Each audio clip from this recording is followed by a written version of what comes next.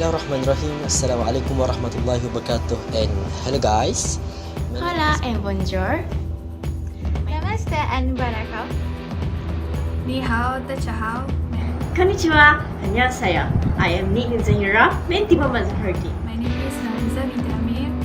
My name is Siti Amiratul Fatini binti Syukri. My name is Nurul Akifah binti Mahmud. My name is Muhammad Sakim bin Mustafa. So we are from Group A. A.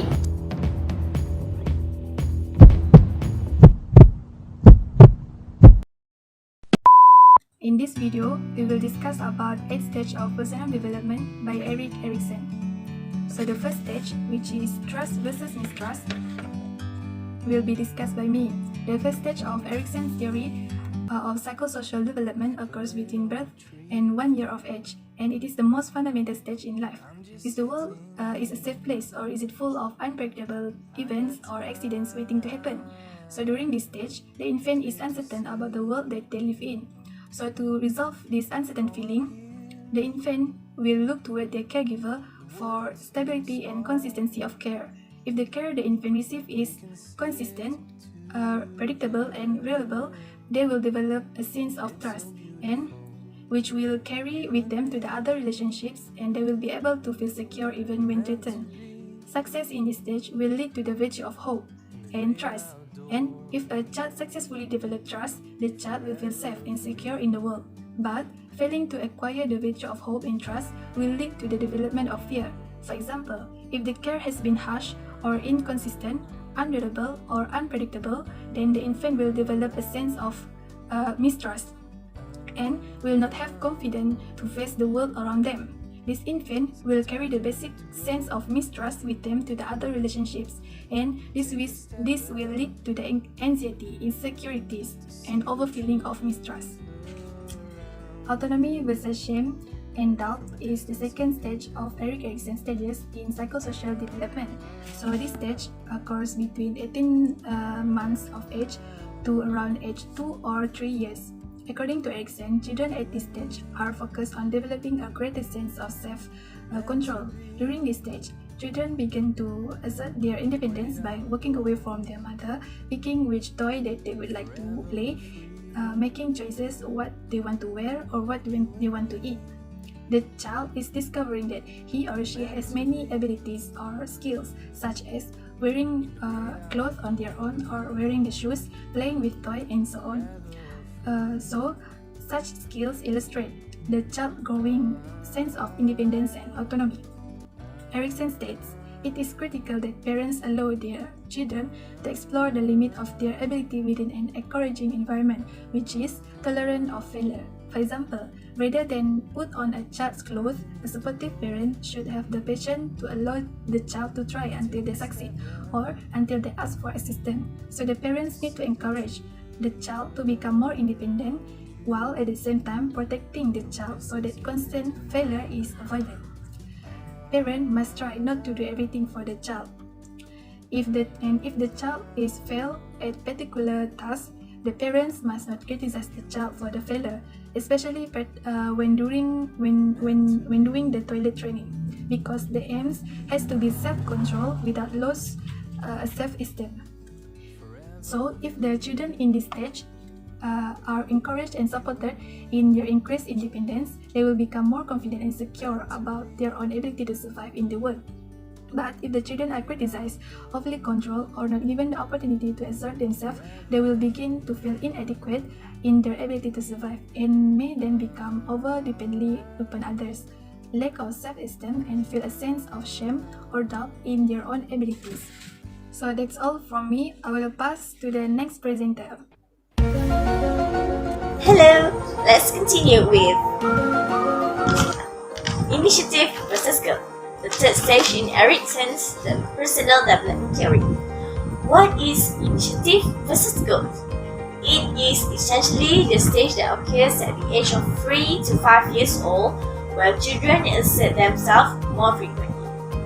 At this stage, they make friends, plans and play together that allows themselves to develop the sense of initiative and abilities to lead others. However, if parents are over-controlling their children or don't support the decision, they might not be equipped to take initiative and could be filled with guilt.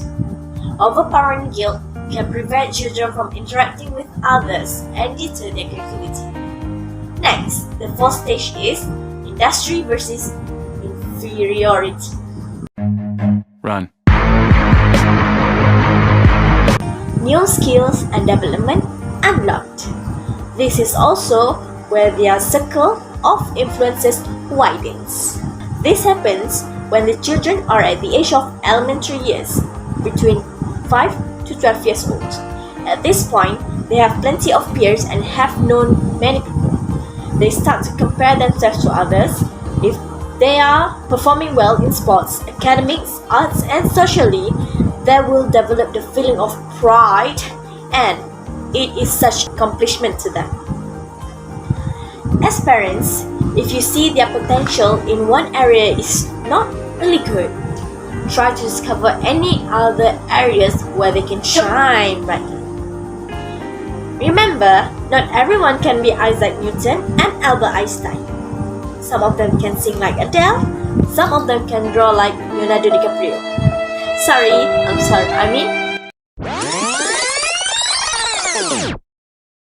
Leonardo da Vinci. Or do they have the ultimate level of patience? They think that they have achieved everything, they will be industrious and have the confidence to set their own goals and probably achieve them. But how about those who are repeatedly influenced by negativity at home? Feeling that society is too demanding for them? This leads the children to develop the feeling of inferiority in themselves.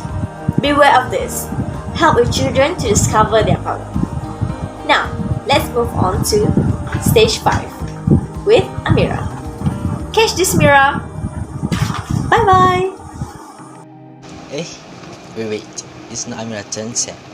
By the way, since Hafiza was talk about stage 1 and 2, and then stage 3 and 4 just done by Zahira, and stage 5 and 6 was explained by Amira, and second last stage, which is stage 7 and 8, Afia will talk about it. So, what I'm supposed to do? Yes, wait. Since I'm only the boy here, I wanna bring you a special thing with a special people on it. I actually have done an interview session with a psychology officer, or also can call it as an expert from CCIC, Counseling and Career Service Center of IIUM. So here I bring you Madam Khairah binti Abdul Razak and Madam Mastura binti Muhammad Arif. Wait, maybe it's a small picture to all of you to see it. Alright, just the next slide. So both of them are the person who I've mentioned before. During the interview session, I had asked them 6 questions, which they consist of how the way of parenting is affecting children's attitude or behavior, and then the importance of this theory, then some of current issues, and so on. Before that, let's get to know them. We'd like to have some words from our expert, both of you, as an introduction, ta'aruf, and maybe like greeting from both of you. So inshallah we'll start with Madam Khairah binti Abdul Razak. Please welcome.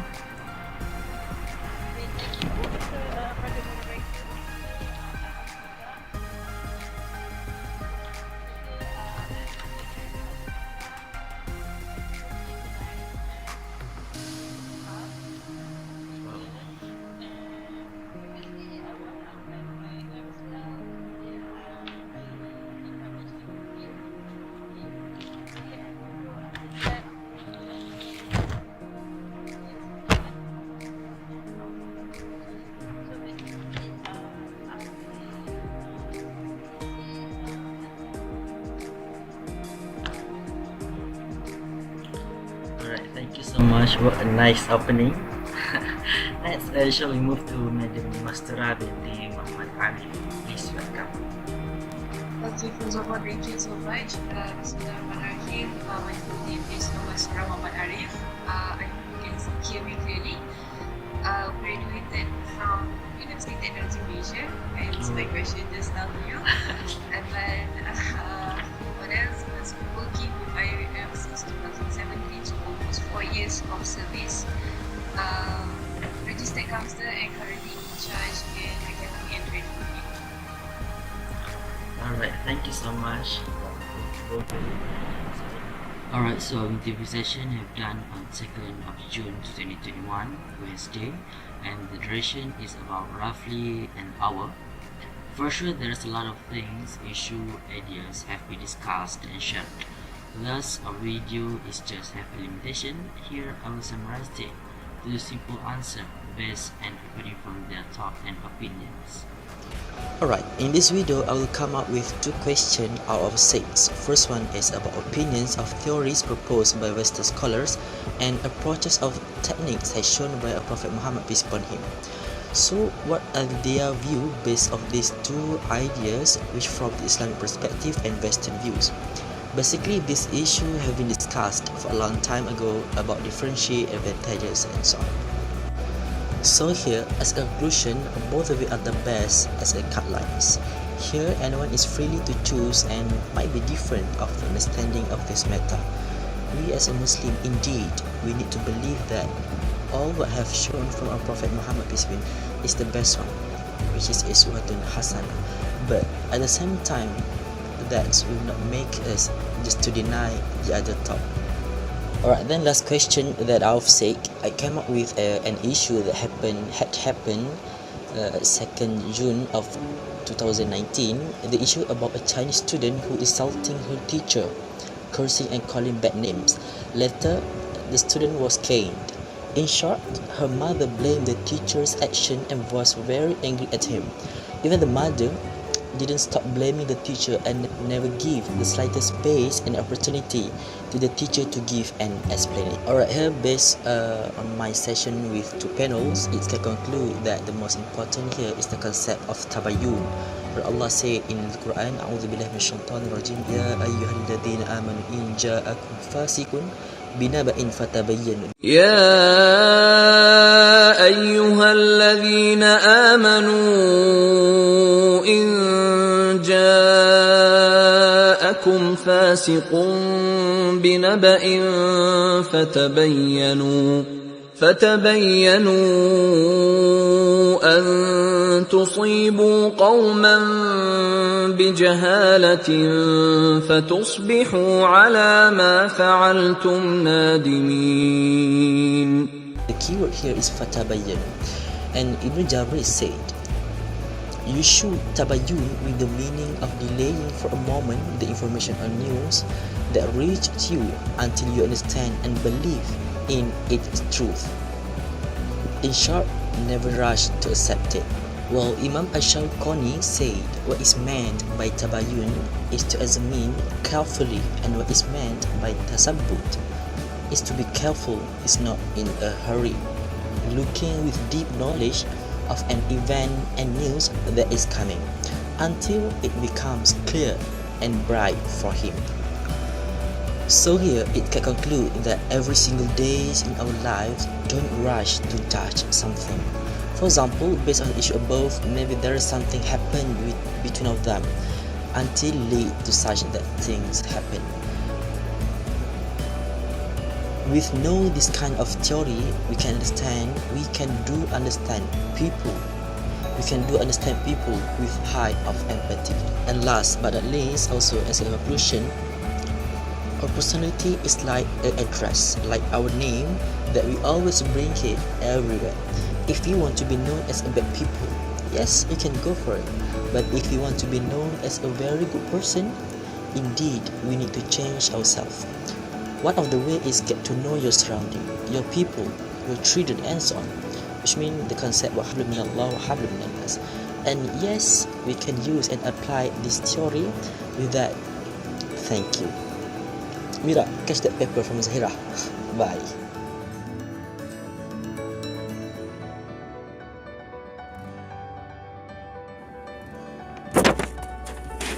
Oh, thank you so much. That's a very nice of you. Okay, so I'm going to be explaining 2 stages of Erikson's theory, which is identity versus role confusion and intimacy versus isolations. So identity versus role confusion is the 5th stage which always occur between 12 to 20 years old. At this point, the adolescent is having a progress in developing personality and searching for a sense of self. They will explore different identities throughout the stages. They are becoming more independent, wondering, and trying to find out exactly who they are. Besides, few developmental conflicts must be resolved so they can develop primary virtue of the stage. If they succeed, it will lead them to an ability to stay true and define themselves. For example, I want to be a nice person. I want to be a successful businessman when I grow up. However, if they fail, it will lead into role confusion, unmotivated, aimless, and easily get influenced by the peers. Have you ever fallen in love? Because I used to.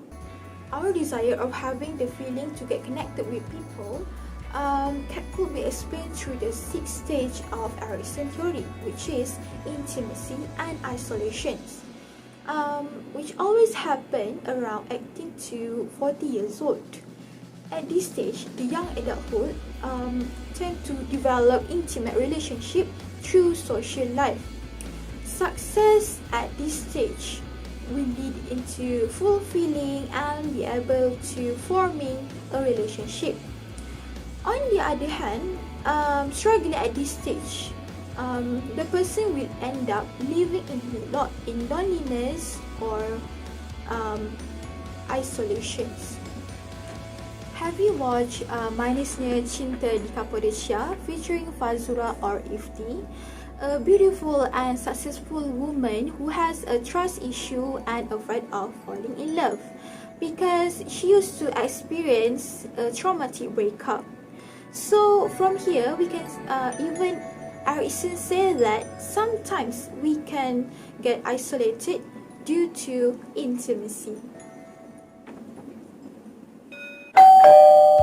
Oh, thanks sir. So I will talk about stages 7, generativity versus stagnation, and stages 8, integrity versus despair. So generativity versus stagnation happen during adulthood between ages 40 until 65. In this period, there's a need to reach beyond self and family and help the future generation. It is time to rectify the disparity between one's dream and one's actual accomplishment. So lack of productivity typically leads to psychological stagnation. For example, let's take a look at the movie The Incredibles. So Mr. Incredible is not pleased with his life. He feels that he has done nothing good for the world. There have been other situations in which he had to move his family due to the amount of time he was being fired. So in the movie, he witnessed a man getting robbed from the window of his boss, but he cannot walk out and help him. He thinks his real appeal is to aid other people, but he couldn't do so. He then cannot manage his anger anymore and end up getting dismissed after he strangled and threw his boss off the wall. Next is integrity versus despair. These stages happen at the age of 65 years old until death. If one looks back on life with few regrets and feel personally worthwhile, ego integrity results. Failure to achieve ego integrity can lead to feelings of despair, hopelessness, guilt, resentment, and self-rejection. For these stages, we can take a look at the movie Call Out. We all know how beautiful the relationship between Alice and Carl is. So in the movie, Carl wants to take his wife Alice on a trip she always dreams of. But suddenly, Alice feels unwell and can't complete the journey they planned together. Carl then feels desperate, saying he couldn't fulfill her ultimate wish. That's all from us. Yes? Okay, that me, Muhammad Mustaqim bin Mustafa, represent of my group, do apologize for any inconvenience issue and any mistakes as done during this session or during all the process till the end here. Thanks to our expert, Maria bin Fatalata and with that, we end our session with Tasbih al-Farah and Surat al-Asr. Jazakumullah khair. Assalamualaikum warahmatullahi ta'ala.